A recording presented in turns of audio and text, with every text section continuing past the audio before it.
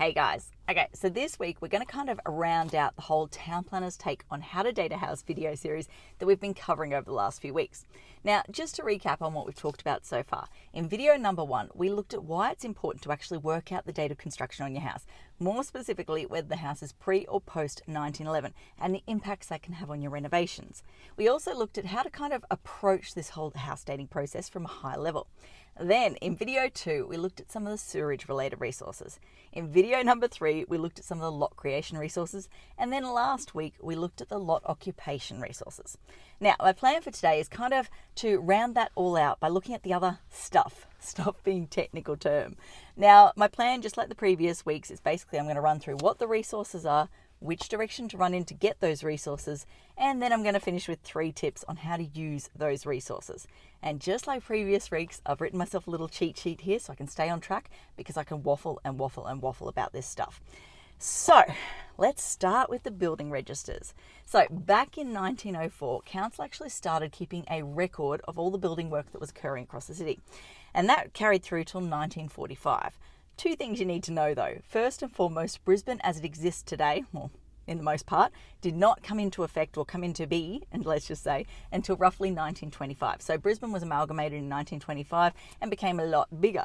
So the registers that existed for Brisbane back in the first, let's say, 20 or so years only covered a very small area.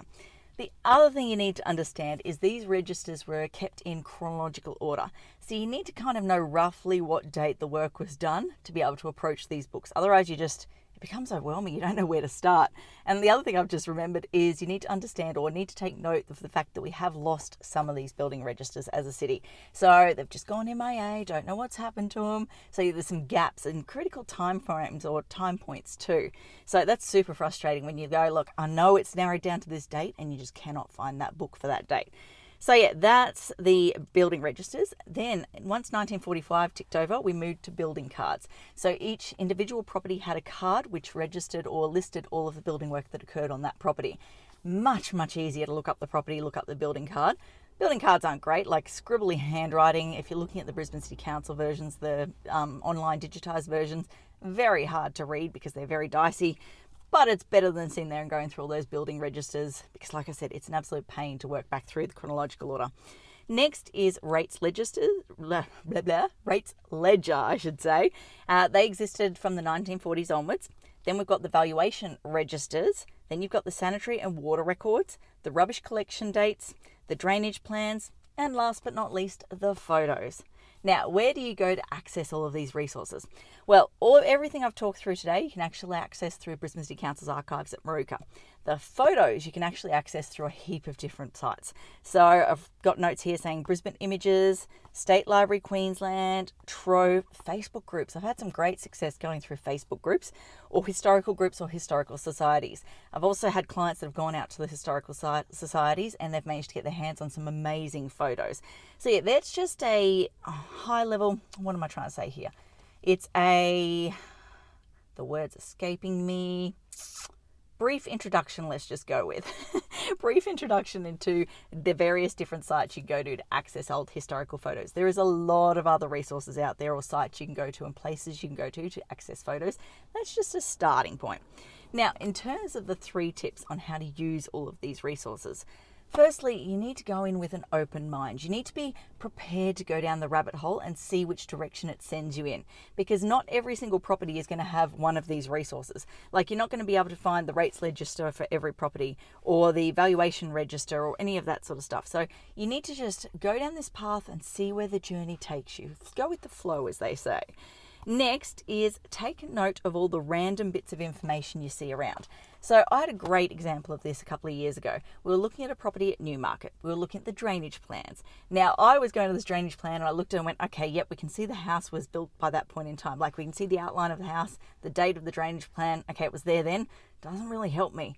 But then we actually noticed a little teeny tiny note on the plan that said something to the effect of roof still to be added or roof to be constructed or something like that. And I was like, damn, that means it was under construction at the date the drainage plan was done. Oh, heck yes, that is the answer I needed.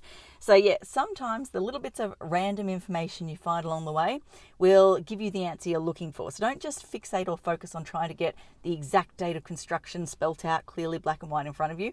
Just collect all of the random bits of information. You'll see sometimes the answer will come to you through that. And then last but not least, don't focus exclusively on the site in question. Take a more big picture sort of view. So I had a great example of this a couple of weeks ago, I think it was, on a property at Albion. So I was looking through Trove and all those different sites for the photos. And I started by looking for the exact site address. And then I started looking at the street. Then I went out to the nearest major road and tried to look for photos that potentially could have the subject site in the background. And then I actually went on interactive mapping and turned on the heritage listing or heritage overlay and worked out where the nearest heritage properties were, because I thought if they're heritage listed means they were fancy schmancy, they were iconic sort of buildings back then or properties back then, means they were more likely to be photographed. So let's try and see if I can find photos of those, and again look for the house in the background. So yeah, point is, don't just focus on the site in question. Start there obviously, because if you get a direct hit, happy days, answers, you got your answer straight away. But then also work outwards from there to try and see if you can see something in the background that helps your case. Now, that covers off my 3 tips. The final point I want to make in all of this is there is a reason that people like historians have a job. This is not an easy or a straightforward process. As I said way back in video number 1, unless you've got a passion and the time to go down this path, it's not a good path to go down. I have the passion, I don't have the time.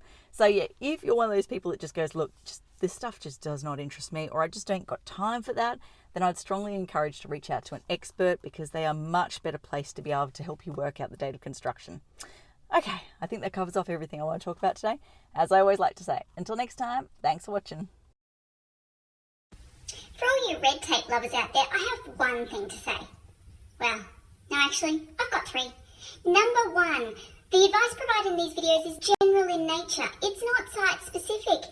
You would be a silly Billy to go and make financial decisions based on this advice without first checking with the town planner. Don't be a silly Billy. Number 2, Brisbane town planning is in no way linked to Brisbane City Council. The views expressed in these videos are my own, not council's. So if you don't like them, blame me, not council. Number 3, what was my number 3? Oh yeah, the views expressed in these videos are accurate at the time of recording. If you're watching this video back 10 years from now, the views may not be so accurate. That's all. Bye.